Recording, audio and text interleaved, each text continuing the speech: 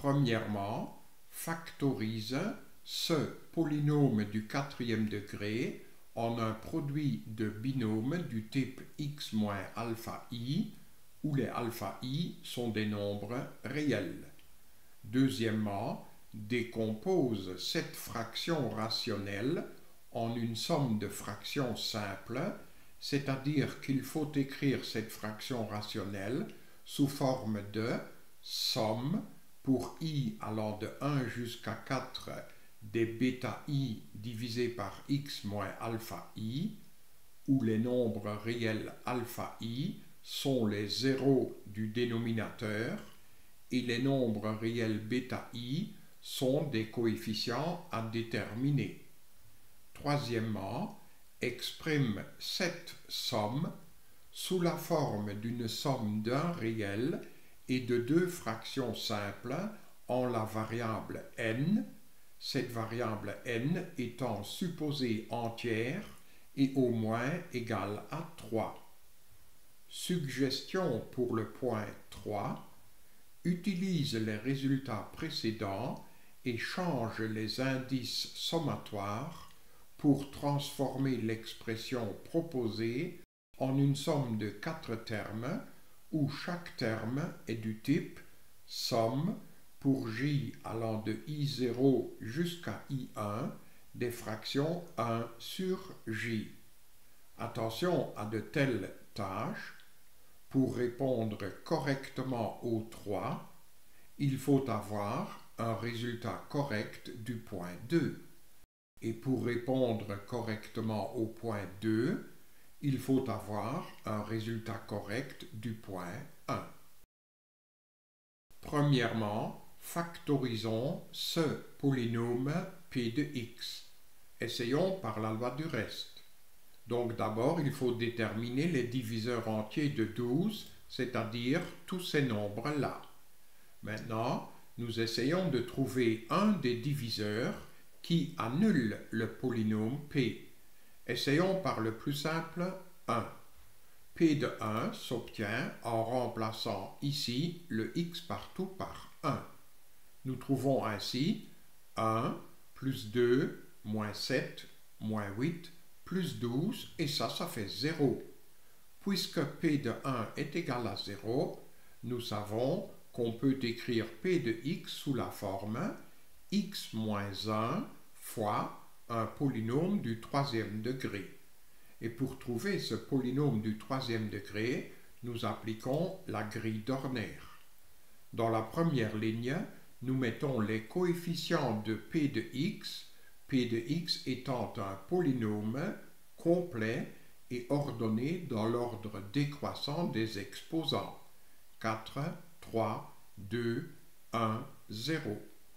Ce 1-là, nous l'inscrivons dans cette case-ci, et ce 1 glisse vers le bas jusque là. 1 fois 1, ça fait 1, ce produit nous l'inscrivons ici. 2 plus 1, ça fait 3, somme que nous inscrivons là. 1 fois 3, c'est 3. Moins 7 plus 3, c'est moins 4. 1 fois moins 4, c'est moins 4. Moins 8 moins 4, c'est moins 12. 1 fois moins 12, c'est moins 12. Et 12 moins 12, ça fait 0. Attention, ici, il faut trouver 0. Si on ne trouve pas 0, c'est qu'il y a une erreur dans la grille ou bien le p de 1 n'est pas nul. Ici, c'est correct et nous en déduisons que le polynôme p de x peut s'écrire sous la forme x moins 1 fois 1 fois x au cube plus 3 fois x au carré moins 4 fois x moins 12. Donc, nous avons trouvé que le p de x s'écrit sous la forme x moins 1 fois ce polynôme du troisième degré que nous désignons par q de x. Maintenant, il faut encore factoriser le q de x. Pour cela, nous cherchons de nouveau les diviseurs entiers du terme indépendant qui sont les mêmes que les diviseurs entiers de 12.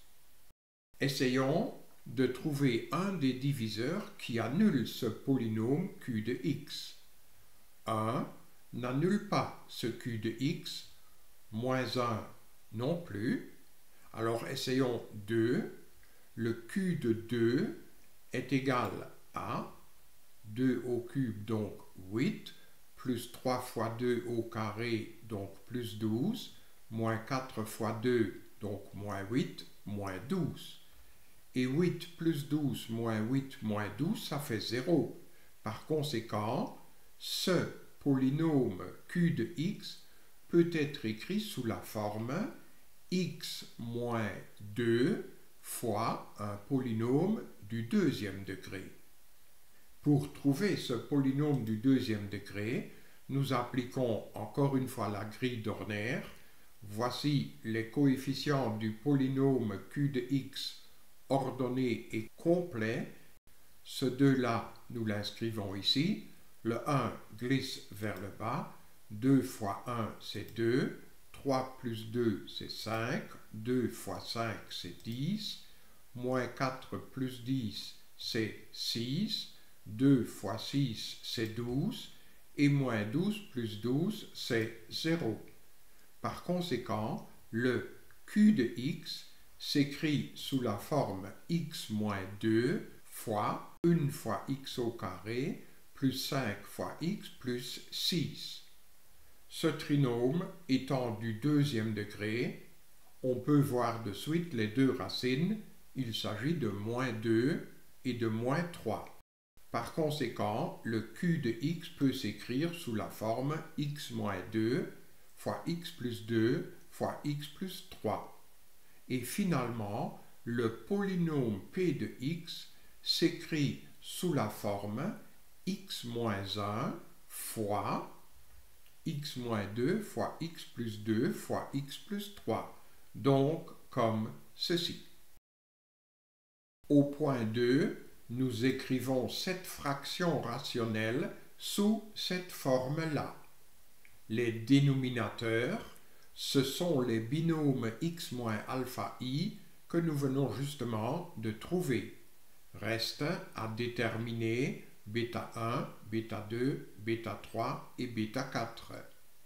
Pour trouver ces 4 valeurs, nous réduisons les 4 fractions au même dénominateur qui est égal à leur produit, c'est-à-dire à ce polynôme-là, et ensuite nous égalons les numérateurs, ce qui nous mène vers bêta 1 fois x moins 2 fois x plus 2 fois x plus 3, voilà, plus bêta 2 fois x moins 1 fois x plus 2 fois x plus 3, comme ceci, plus bêta 3 fois x moins 1 fois x moins 2 fois x plus 3, correct, plus bêta 4 fois x moins 1 fois x moins 2 fois x plus 2, comme ceci.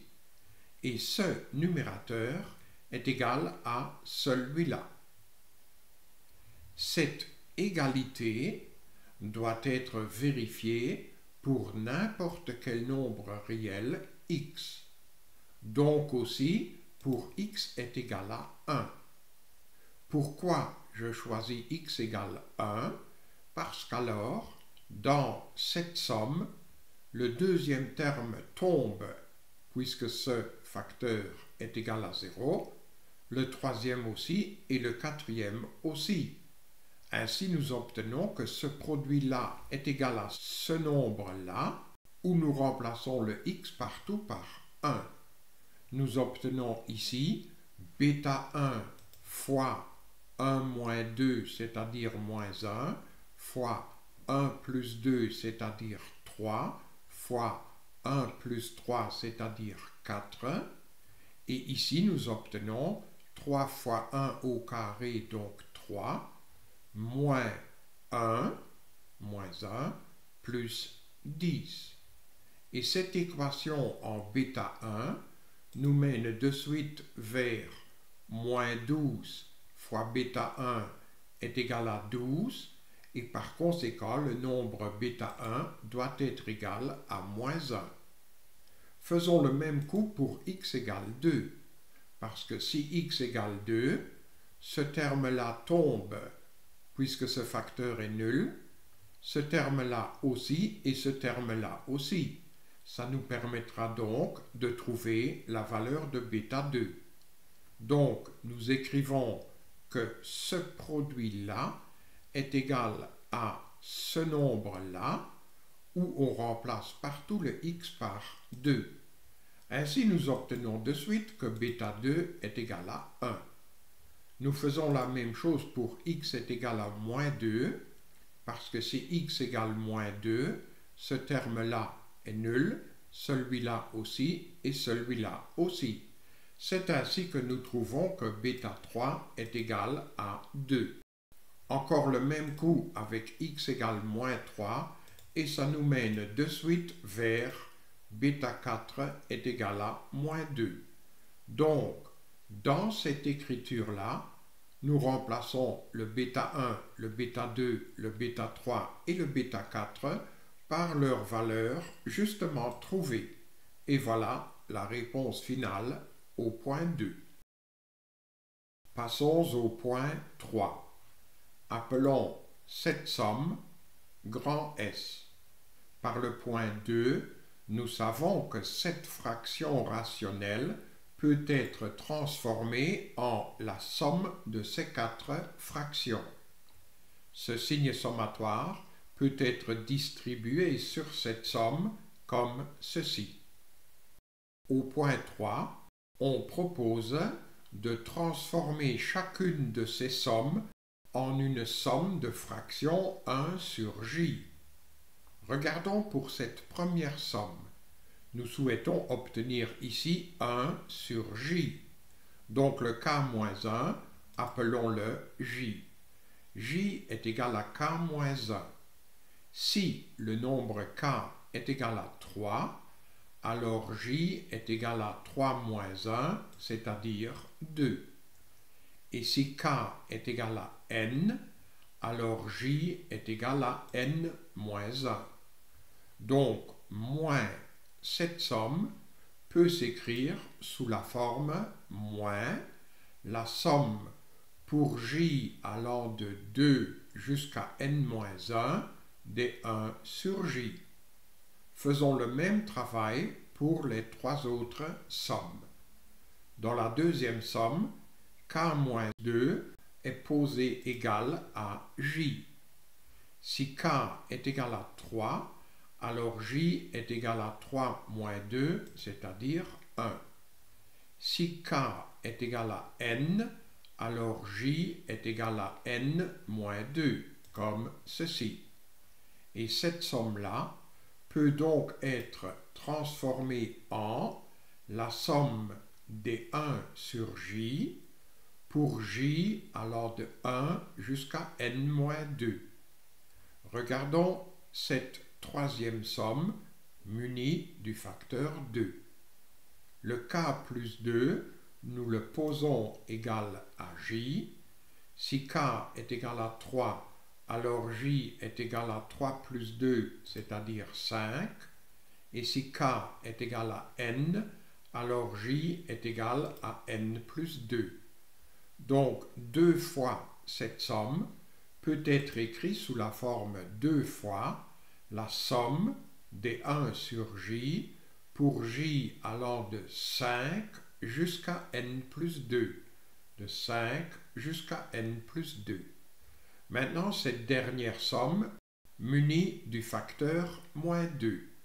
Ici, nous posons j est égal à k plus 3. Si k vaut 3, alors j vaut 3 plus 3, c'est-à-dire 6.